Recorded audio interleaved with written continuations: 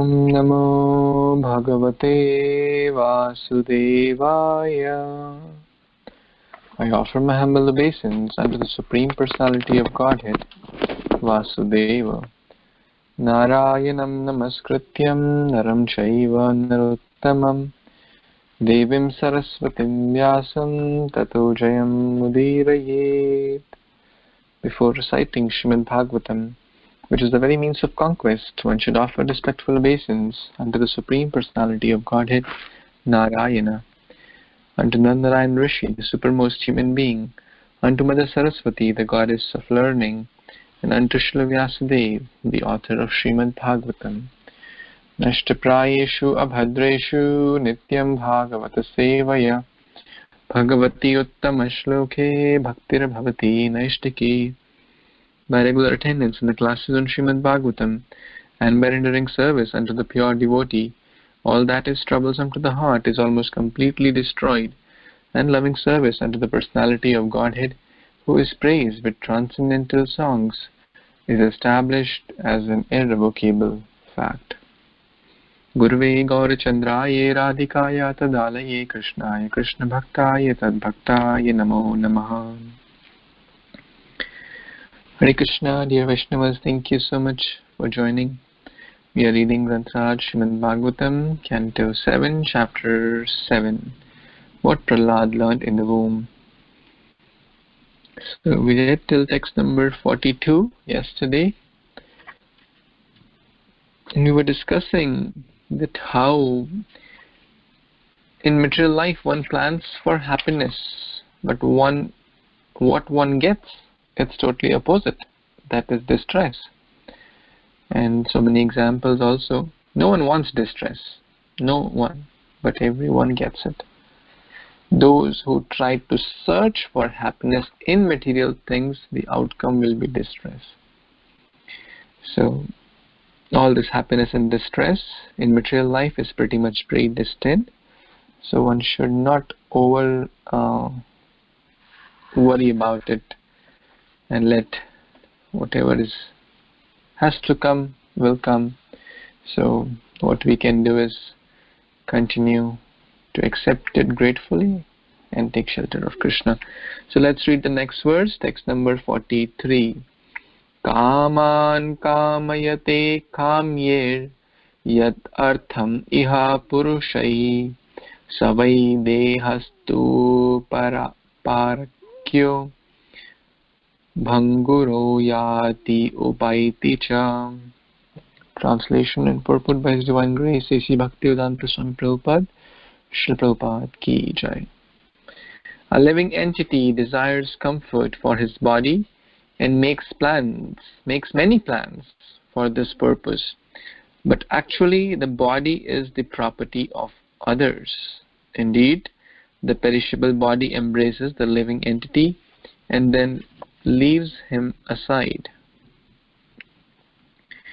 Purport: everyone desires comfort for his body and tries to make a suitable situation for this purpose, forgetting that the body is meant to be eaten by dogs, jackals, or moths, and thus turned into useless stool, ashes, or earth. The living entity wastes his time in a futile attempt to gain material possessions for the comfort of one body after another. Hare Krishna. So Prahlad Maharaj is speaking this to his friends, who were the sons of demons, his demoniac friends. Body, everyone is working towards better body for better sense gratification. This beauty industry is billions of dollars. So many, different types of makeups and hair color and then face color and eye color and I don't know what all things are, surgical face, artificial plastic surgery and all. Why? To make the body better. Why? If we go deeper, why? So that people can see I'm beautiful. People can think that I am great. People can respect me more, people, and ultimately it is lust, desire to get more name, fame, recognition, desire to please the opposite sex, etc. Everyone is working towards their body except for few rare souls. How can the body enjoy more and more? But is it our body? Prahlad Maharaj is saying, actually this is the property of others. Who are the others? Even in this life, what to speak of the end of the life, the whole life actually the person is working for others only. Working hard for the family, working hard for the boss, Chapala Sukhala Balagiri, serving the nation or serving the country and serving the society, serving the employer, serving the family, serving one's own mind and senses. So this body which is working hard, actually it's working hard for others. And what will happen at the fag end? It will go, some customs they bury, some customs they burn. Ultimately it goes to ashes. And if someone dies in the open, then the dogs and hogs will take care of it. So many times we see, like some animals die and then vultures are preying or eating that flesh, and you may have seen those. It is quite common. Sometimes the animals are dead on the road or on the outskirt of the road, and then the birds are eating the flesh. So the body is for which we are working very, very hard. This kaya, again, the story of the man with 4 wives. Kaya refers to body. One is working so hard, but ultimately it cannot go to the next. It won't accompany us in the next life.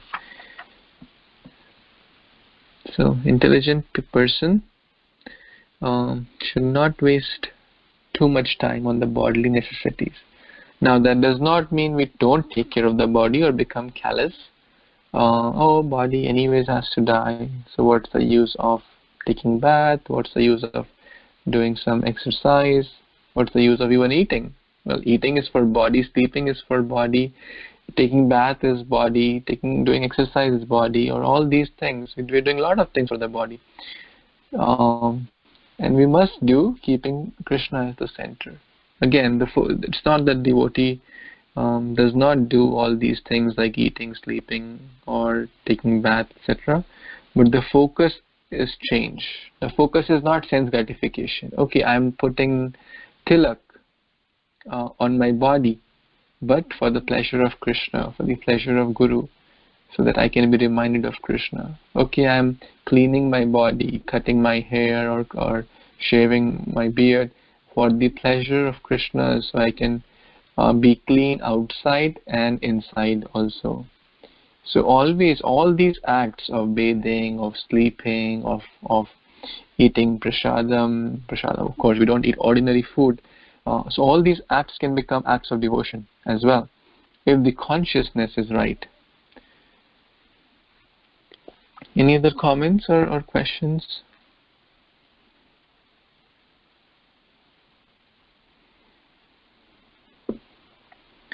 Okay, let's read the next verse. Samta Mataji, you want to read text 44? Yes, Prabhuji, Hare Krishna. Please accept my humble obeisances. All glories to Srila Prabhupada.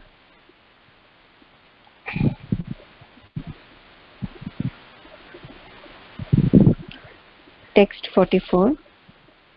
Vyahita patyadara kar dhanadaya rajya kosha gajamatya bhutyapta mama taspadah. Translation by Srila Prabhupada. Srila Prabhupada ki jai. Since the body itself is ultimately meant to become stool or earth, what is the meaning of the paraphernalia related to the body, such as wives, residences, wealth, children, relatives, servants, friends, kingdoms, treasuries, animals, and ministers. They are also temporary. What more can be said about this? Back to you, Prabhuji. Hare Krishna. Thank you so much, Mataji.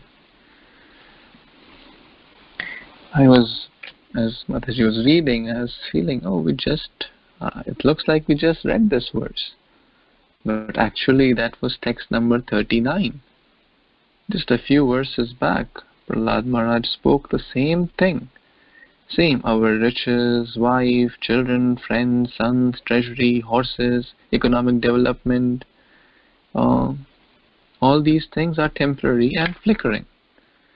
Exactly same thing is said here again. Why would Prahlad Maharaj repeat? Did he forget that I just spoke this, a couple of minutes back? Why does a teacher, Prahlad Maharaj is a teacher here, a bona fide spiritual master, if a teacher is repeating something, that means it's very, very important. So Prahlad Maharaj, who said the same exact words about the temporary nature of the body and the things in connection to the body, referring to all the family, children, relatives, friends, kingdoms, etc., they're all temporary and flickering, is again reiterating the same point, because the conditioned soul, like myself, the attachment to these things is so strong, and it's very, very deep rooted from millions of lifetimes. And the attachment to eternal things, that is bhakti, Bhagavan, bhakta, is there's hardly any attachment. So therefore Prahlad Maharaj is repeating that focus your attachment more on the eternal things and deal with the temporary, focus on the eternal. So that's the point. Any other comments or questions anyone has?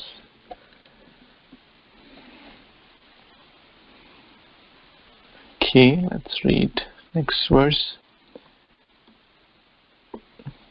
Prabhu, you want to read?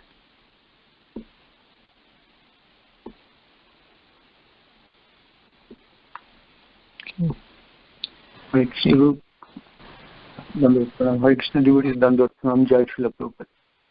X45. Kimite atmana tuche shaha dehena nash barai anarthei atma shankashe nitya ananda rasa dadhe. Translation and purport by His Divine Grace S.C. Bhaktivedanta Swami Srila Prabhupada. Jai Srila Prabhupada. Translation. All this paraphernalia is very near and dear as long as the body exists. But as soon as the body is destroyed, all things related to the body are also finished. Therefore, actually one has nothing to do with them. But because of ignorance, one accepts them as valuable. Compared to the ocean of eternal happiness, they are most insignificant. What is the use of such insignificant relationship for the eternal living being? Purport. Krishna consciousness, devotional service to Krishna, is the ocean of eternal bliss. In comparison to this eternal bliss, the so-called happiness of society, friendship, and love is simply useless and insignificant. One should therefore not be attached to temporary things. One should take to Krishna consciousness and become eternally happy. Hare Krishna. So, as Prabhuji was mentioning, the verse 39, almost the same as the previous verse. Here, Srila Prahlad Maharaj again saying to his friends, the temporary nature of the body and the everything related to the body is temporary. And then comparing to the eternal, that serving the Lord, that happiness is much higher, and the material happiness insignificant. And then she's asking the question, what is the use of that insignificant relationship? So here Srila Prabhupada is mentioning that devotional service brings the ocean of eternal bliss. And that eternal bliss, when we compare to our relationship with family, friends, and then those are very insignificant.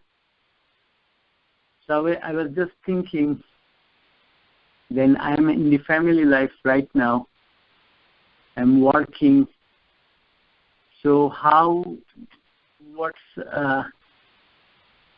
so here, the thing is, a few days, a class before, Prabhuji was explaining that Boiragya, that Vishishta Rupe Raga, the attachment.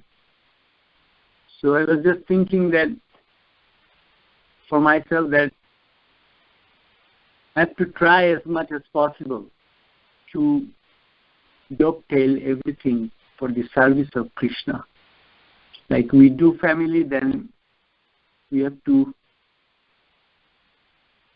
make families, everybody in the family Krishna conscious, or we should practice, most of you do that and set example for other people.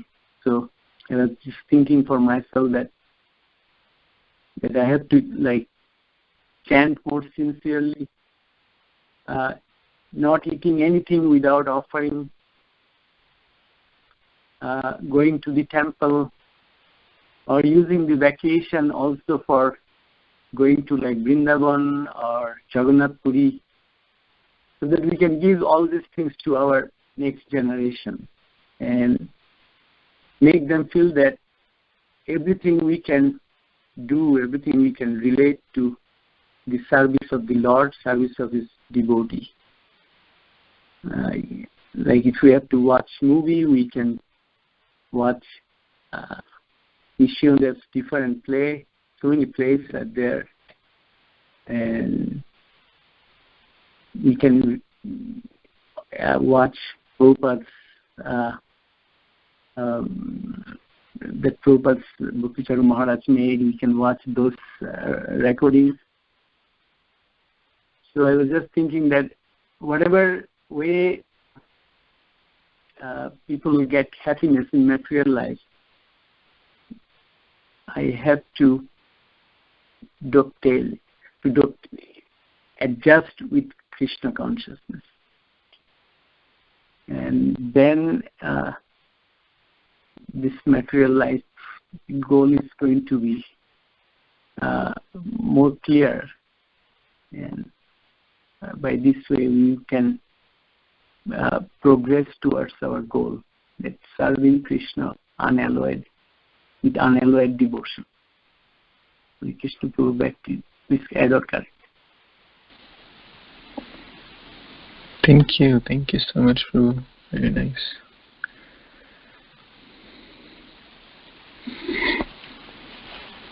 Okay, let's read the next verse, text 46. Would someone like to read this one?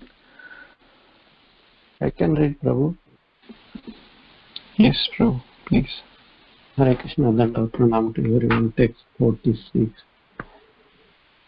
Nirupyatyam iha swartha kyandreha bhrata suraha nisheka dishva vasthasu klishyamanasya karmabhi. Translation and purport by His Divine Grace Bhaktivedanta Swami Srila Prabhupada Ki Jai. My dear friends, O son of Asuras, the living entity receives different types of bodies according to his previous creative activities. Thus, he is seen to suffer with a reference to his particular body in all conditions of life, beginning with his infusion into the womb. Please tell me, therefore, after full consideration, what is the living entity's actual interest in fruitive activities, which result in hardship and misery? Purport.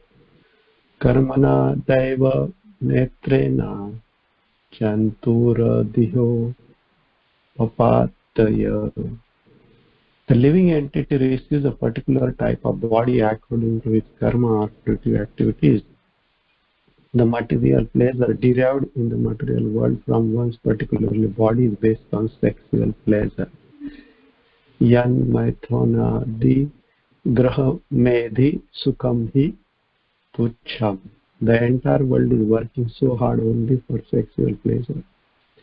To enjoy sexual pleasure and maintain the status quo of material life, one must work very hard, and because of such activities, one prepares himself another material body. Prahlad Maharaja places this matter to his friends, the Asuras, for their consideration.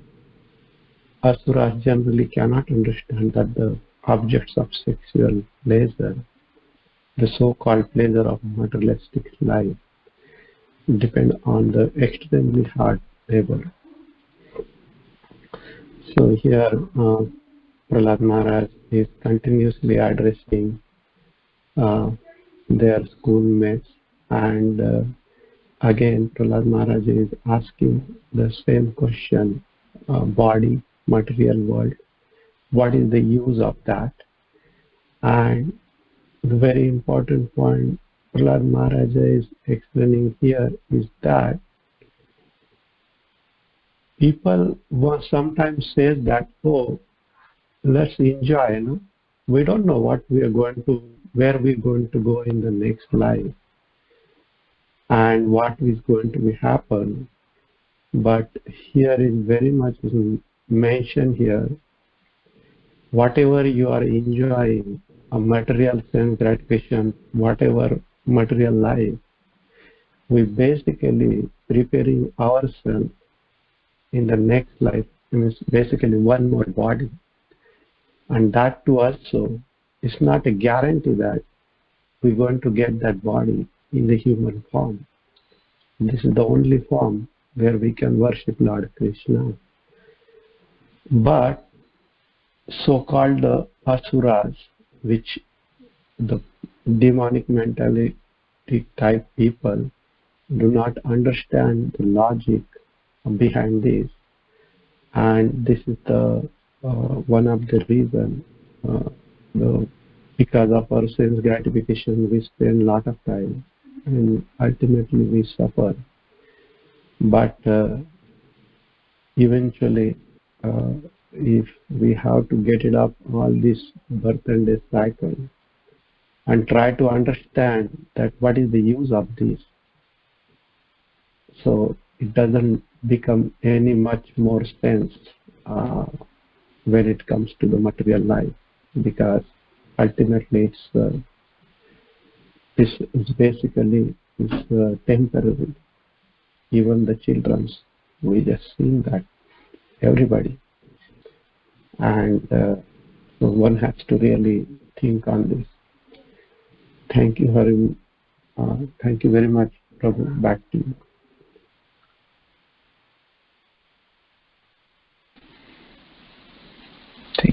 Thank you so much, Prabhu. All these verses share one conclusion, that in material life, to get tuchha sukha, tuchha means low class, the so-called happiness which is temporary and flickering. One will get like a drop of pleasure in the ocean of salt, And one has to struggle so hard for it. To get tuchha sukha, one has to do extreme labor. But on the contrary, on the spiritual path, which is ocean of happiness, it is not an ocean of salt. It is ocean of happiness. In just the last verse we read, Nitya Ananda, eternal happiness. The words used for spiritual happiness is Nitya. The words used for material world is Dukhalyam and Ashashvatam, temporary and full of misery. But to get that spiritual happiness, one simply has to render the process of bhakti, which anyone can do. Male, female, child, old, young, literate, illiterate. Krishna says, just offer me patram pushpam phalam thoyam. Just chant my holy name. Is it difficult? It's difficult for one who is very, very attached to material life. Why I should waste my time to chant? Why can't I just enjoy in Hawaii? Oh, look at everyone, they're enjoying. Oh, they're going to beaches, they're going to this party, and that casino, and this pub, and this hub, and all that. For such people, it's very, very difficult. But if we simply understand through the teachings of Prahlad Maharaj, through teachings of our bona fide Guru, then all these things, if you observe, the last couple of verses are ending with a question. So Prahlad Maharaj is, not like really pushing things upon their throat, but asking which intelligent person would do that question. What do you think about all this? What more is to tell about this temporary suffering of material life? Kind of it is so obvious, ending with a question. So, which intelligent person would do like this? So that we can introspect, and if we ask these questions to ourselves, actually Prahlad Maharaj is teaching to us. We should always take in that spirit. That material life, little so-called happiness, chapala sukha labha, or griha medhi sukham hi tuchham, lot of hard work. Spiritual happiness, eternal happiness, even little endeavor on this path can save from the greatest dangers. So just an interesting contrast or difference in the two types of happiness and the amount of effort required to get that happiness. So now, which intelligent person will choose? What's the return on investment? On material side, one has to invest a lot, and what will be the return? 0.0000001%, and that too is temporary and flickering, like a drop of bubble which can burst any moment. On the spiritual side, the return is unlimited. Little service, unlimited result. Alpa seva, bahu mani. In material life, bahu seva, alpa mani. So interesting. So now we are all, at least we can understand the basic math. This is return on investment. Where would we like to invest our time and energy? Of course, everyone will say where it gives more return. Prahlad Maharaj is giving us the contrast. Where will it give more return? Very, very clear. So with that, I'd like to share a story actually, which is a very nice story. We have discussed a few times, but since we're talking about this subject, which is very important, and it's okay to repeat. Once upon a time, there was a very rich man. He had 4 wives. The first wife's name was Kaya. The second was Kanchan. Third was Kamini, and fourth was Karuna. And he loved the first one the most. He was spending a lot of time, giving a lot of nice gifts, and all the time, care, attention to the first wife. And in the descending order, he was progressing from first to second to third and fourth. That means to the second wife, yes, he was giving time, attention, but not as much as the first one. He was caring towards, he was certainly giving time, energy. And then third, yes, he was giving a little bit less time compared to the second, but he was not ignoring Kamini as well. Kamini was getting her love, attention, gifts, etc. But the fourth wife, he had no time to even talk to her, what to speak of giving her anything or even asking about her well-being. He pretty much ignored Karuna throughout his life. So Kaya, the most love and care, Kanchan, little bit less, Kamini, a little less, and Karuna completely was ignored. Now, as certain as death, the death approached. He was on his deathbed.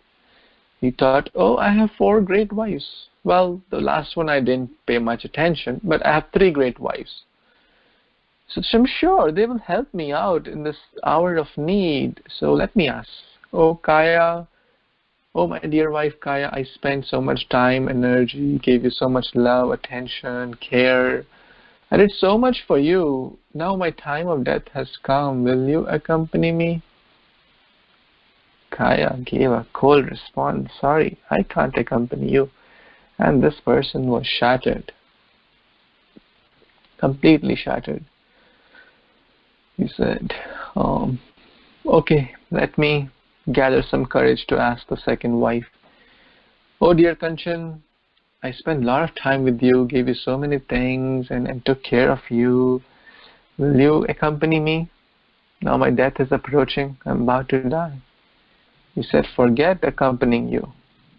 The moment you die, I will marry someone else. I'm waiting for your death. And this man was further heartbroken. Imagine if the wife says, I'm waiting for your death, and the moment you die, I'll marry someone else.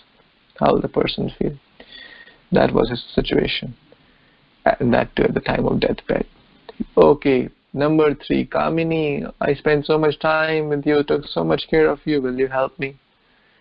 Kamini said, I will only accompany you till your cremation ground. I cannot accompany you beyond that, sorry, on your own. Now this person was completely heartbroken and thought, oh my God, what I did throughout my life. I worked hard, so hard, extremely hard to give these, working for others, we just read. The whole life the person is working for others. And that's what I'm getting from the 3 most dear wives whom I pretty much gave my life for. They are so cold. And he had no courage to, even show his face to the last one. Somehow she approached, and this person gathered some courage and shared his situation. Oh dear Karuna, I feel very bad, and I don't even have the courage to ask you because I pretty much ignored you throughout my life. Now I'm, dying. Will you accompany me? And Karuna said, yes, I will always accompany you. I am your dearmost friend. I was always there with you, but you didn't, turn towards me. But now you are turning towards me. I'll always be with you forever. So, friends, Vaishnavas, it is not the story of actually this man. It is that man is actually I, myself in this character. It's our story. It's my story. Those 4 wives, Kaya, refers to the body. No matter how much the good we take care of the body, but it won't accompany us. We read in text number 39, text number 43, and so many verses we are reading this, that body, you have to take care of the body, but it cannot really accompany us. So let's not be over-conscious on body. The next is Kanchan. Kanchan means gold. The literal meaning is gold. Tapta Kanchana Gaurangi, the molten golden like complexion of Sri Radhika. or Lord Gauranga. So Kanchan means gold. Kanchan. It refers to assets or things which we say, oh, my home, my gold, my property, my car, iPhone, iPad, iPro, whatever. So material things which the person feels as mine. What was the response? The moment you die, I'll marry someone else. No one takes their iPhone with them, whether it's iPhone 5 or it's iPhone 15, whatever the latest one is going on. 10, 11, I don't know. So no one takes their iPhone, no one takes their car, no one takes their property. The moment they die, either the family takes it, or some relatives take it, or the dog takes it.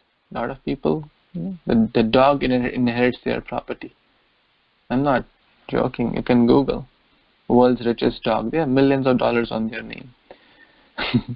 Or the government will take it. Someone will take it. They will marry someone else. The Kanchan will marry someone else. Number 3, Kamini, referring to relatives. Kamini means family, friends, community. Till what point will they accompany? The best of the friends, the best of the relatives, the best of the husband or wife, they can only accompany till the deathbed, not beyond it. But Karuna is that the Atma and the Paramatma, that connection which the conditioned soul forgets, that I am a spirit soul and I have an eternal connection with Krishna. So that's Karuna. The Karuna of Sri Radhika, the Karuna of Lord Gauranga. So if we turn towards that, if we establish our connection towards the Supreme Lord, then we will be happy towards the eternal compassion of the Lord. So I like this story. Thought to share this in this kind of context. Any other comments or questions?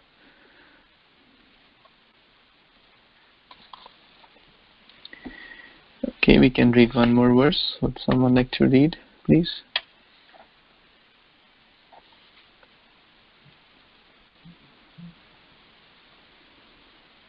Anyone? Hare Krishna. Oh, Mataji is here.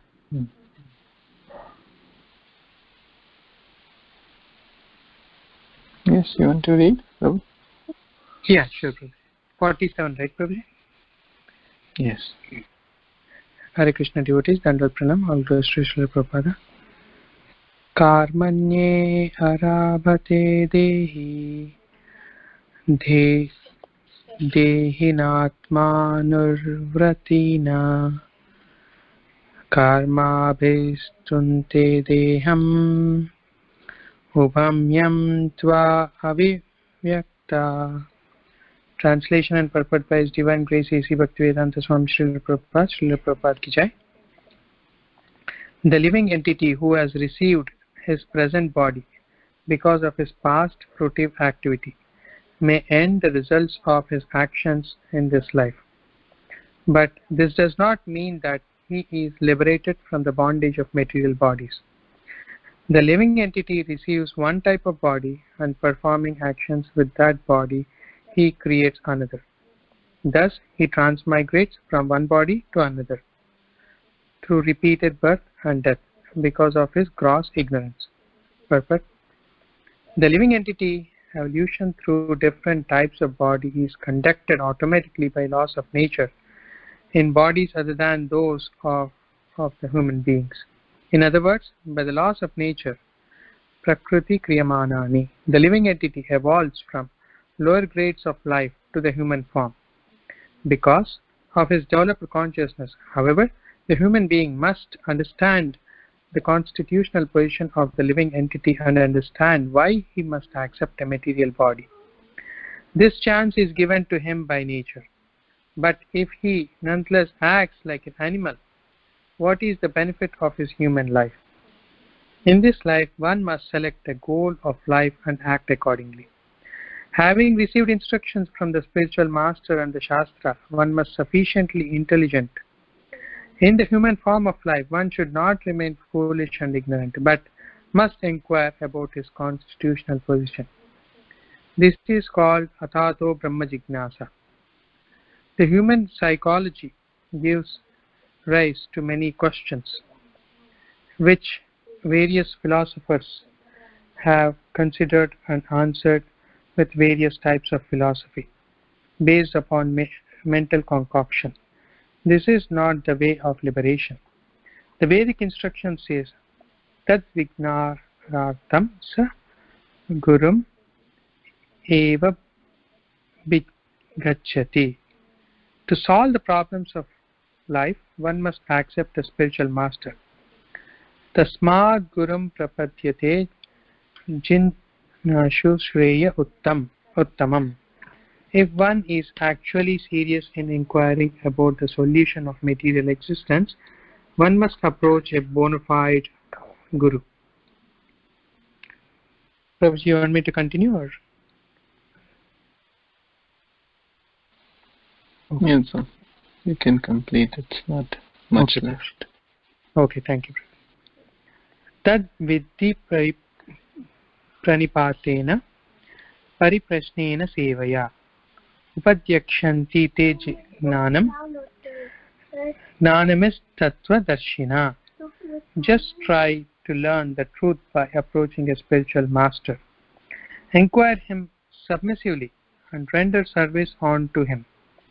The self-realized soul can impart knowledge unto you because he has seen the truth. Bhagavad Gita 4.34.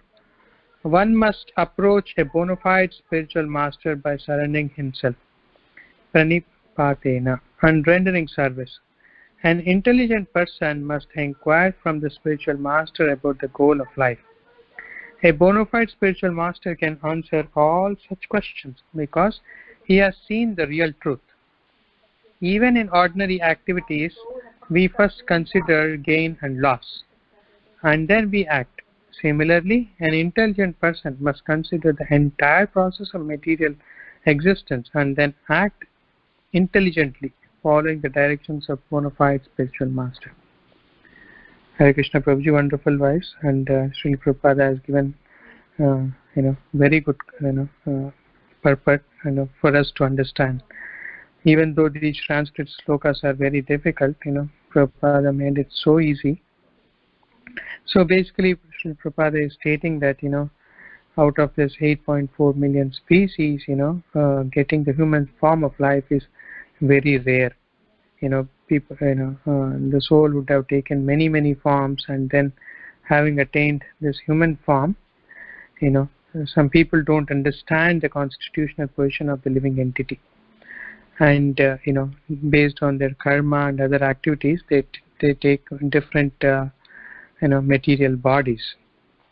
And if after even getting the human form of body, if one acts like animal, eating, mating, sleeping, there's no difference. In fact, the animals are better. So one should accept the spiritual master and of course Shastra. So an intelligent person always acts in accordance to the spiritual master, like Srila Prabhupada given wonderfully 4 regulative principles, and chanting Hare Krishna Mahamantra. And also Srila Prabhupada gives so we have to learn the truth from the spiritual master, and one should approach only the bona fide spiritual master who is coming from a parampara. Not any Tom, Dick and Harry can become a spiritual master. So in this way, an intelligent person must consider the entire process of this material existence only to glorify Lord Krishna and serve Krishna and serve the spiritual master. In fact, I read that if one can serve their spiritual master nicely, then he doesn't need to do any other austerities or any other spiritual practice, because we will reach Lord Krishna. We cannot go to Lord Krishna directly, only through his bona fide, representatives. And Srila Prabhupada is a true representative, even though I heard that, Prabhupada is still preaching in, the lower planets and getting rid of the people in the lower planets. Also, he is trying to send them back to, Vaikuntha planets like Narada Muni. Please add, Prabhuji, correct me if I'm wrong. Hare Krishna.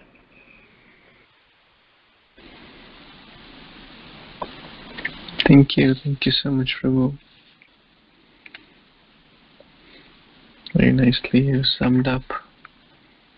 So intelligent persons who have good intelligence, Sudhira, like Sudhir Prabhu. I always say this because he's very intelligent, and that's what the real meaning of Sudhira. Dhi means intelligence, Su means good. So people with good intelligence must analyze. We just did the cost-benefit analysis, return on investment analysis. Where do we want to invest our energy?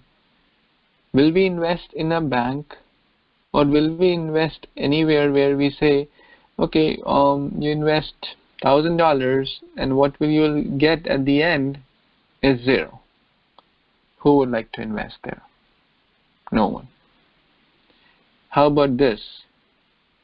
If Krishna is assuring, if someone is assuring, a completely honest person is assuring, and you have complete faith that the person is not lying, that you invest $1 and you will get $1,000, who will not invest there? Everyone will do. And that's what is spiritual life actually. Little service on this path can save one from the greatest dangers.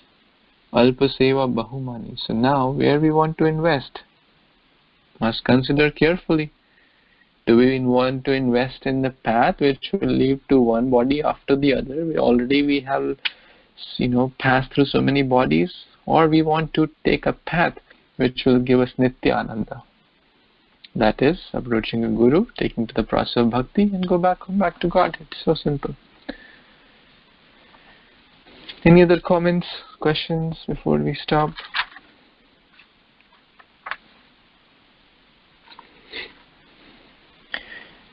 Okay.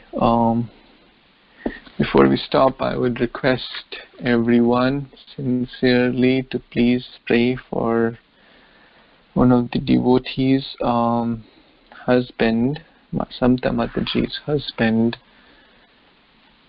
got this COVID-19. He tested positive this morning. The reports came in Mumbai. So he's hospitalized, undergoing treatment. And so please pray so he can return back to home very soon to be with his family, healthy and safe. So let's pray for Mataji, her husband, and their family. Shri Narsingha, Jai Narsingha, Praladesha, Jai Mukha, Padma Bringa, Gram Viram, Mahavishnu, Jvalantam, Sarvatomam, Narsingham, Bhishanam, Bhadram, Mrityur, Mrityu, Namami. Hare Krishna, Krishna Krishna, Hare Hare, Hare Ram, Ram Ram, Hare Hare. Srimad Bhagvatam ki jai, Srila Prabhupada ki jai, Samaveta Gaur Bhagavad ki jai. Thank you so much. Hare Krishna. Hare Krishna. Hare Krishna.